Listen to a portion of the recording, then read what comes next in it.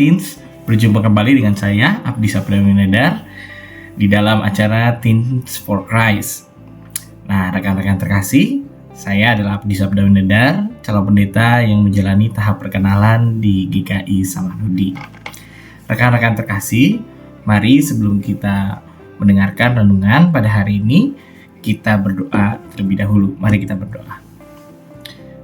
Tuhan kami Yesus Kristus, kami mengucapkan syukur atas berkat dan juga kasih-Mu. Kami menyadari bahwa firman-Mu kami perlukan di dalam kehidupan kami, karena firman-Mu adalah pelita dalam setiap kehidupan kami. Pimpinlah kami Tuhan, arahkanlah kami Tuhan dengan firman-Mu.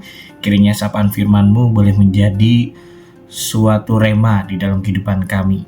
Kiranya Tuhan, Kau juga mengaruniakan kami dengan Roh-Mu yang kudus, sehingga kami juga memahami apa isi firman-Mu. Di dalam nama Tuhan kami Yesus Kristus kami berdoa. Amin. Teens, pada hari ini firman Tuhan bertemakan didandani Allah.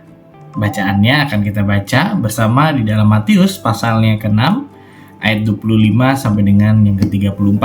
Kita akan membaca bersama Matius pasalnya ke-6 ayat 25 sampai dengan yang ke-34. Demikian bunyinya.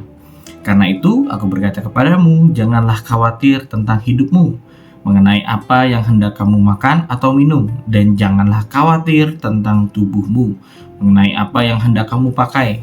Bukankah hidup itu lebih daripada makanan dan tubuh itu lebih daripada pakaian?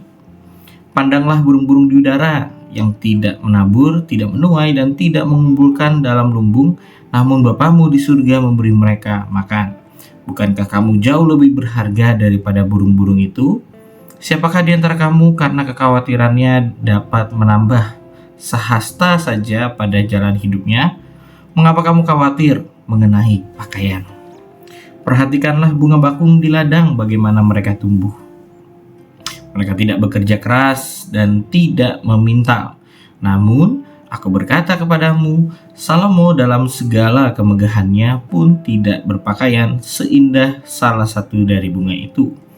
Jadi, jika rumput di ladang yang hari ini ada dan besok dibuang ke dalam api, demikian didandani Allah. Tidakkah Ia akan terlebih lagi mendandani kamu, hai orang yang kurang percaya? Karena itu, janganlah khawatir dan berkata, apakah yang akan kami makan? Apakah yang akan kami minum? Apakah yang akan kami pakai?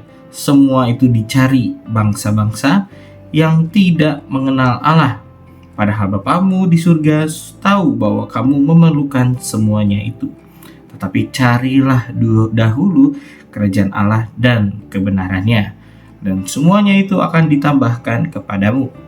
Karena itu, janganlah khawatir tentang hari esok, karena hari esok mempunyai kekhawatirannya sendiri. Kesusahan sehari cukuplah untuk sehari.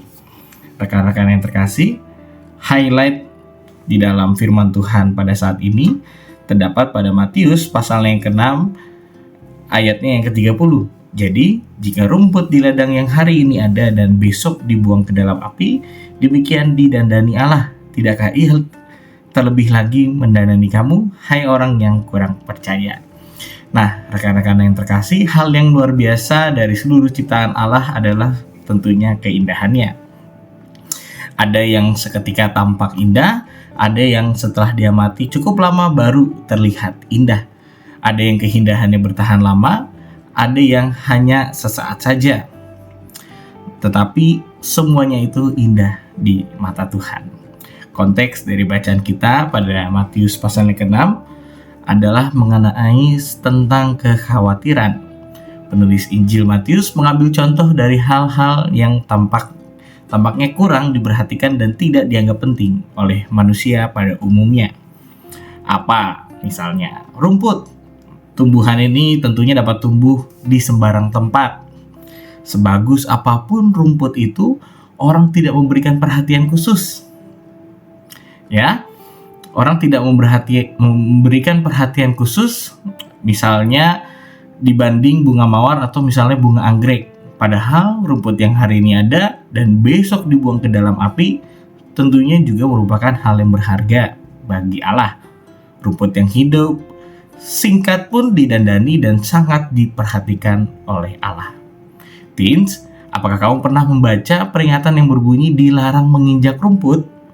Bukan karena harga rumput yang mahal, sebab rumput yang mahal biasanya malah diinjak-injak. Misalnya rumput yang di lapangan bola atau yang ada di lapangan golf.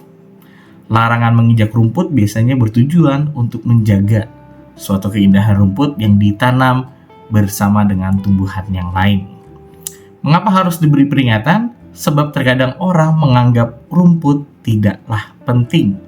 Karena tidak penting, lalu bisa diperlakukan dengan seenaknya. Rekan-rekan, hari ini kita diingatkan bahwa ternyata Allah mendandani rumput sedemikian rupa. Ada orang yang memakai rumput untuk menambahkan keindahan sekitar. Oleh karena itu, bila kau berada di suatu tempat yang berumput, janganlah sembarang menginjaknya. Hargailah mereka yang sudah menanam dan juga yang merawatnya. Ikutlah menjadi orang yang menjaga keindahan tersebut. Setiap kita juga demikian, rumput saja didandani dan dijaga.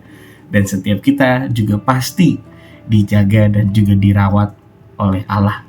Sebab kita juga merupakan ciptaan yang berharga di mata Tuhan. Amin. Marilah kita bersatu di dalam doa. Tuhan, kami mengucapkan syukur atas firman-Mu, bagaimana Engkau memelihara segala ciptaan yang sudah Kau ciptakan, mulai dari burung-burung di udara, mulai dari tanaman, mulai dari rumput hingga bunga yang ada di ladang dan dimanapun juga. Kami yakin dan percaya setiap kami pun juga Engkau dapat pelihara. Berbagai makanan ataupun pakaian semuanya pasti akan Kau berikan dan ditambahkan jika setiap kami pun mencari kerajaan Allah beserta kebenarannya. Ajarilah kami Tuhan menjadi anak remaja dan juga pemuda yang selalu mau mencari diri-Mu saja. Di dalam nama Tuhan kami Yesus Kristus kami mau berserah dan berdoa. Amin. Demikian Teens for Christ pada hari ini. Tuhan Yesus memberkati. Jangan lupa like, komen, dan juga subscribe di channel YouTube ini. Dadah.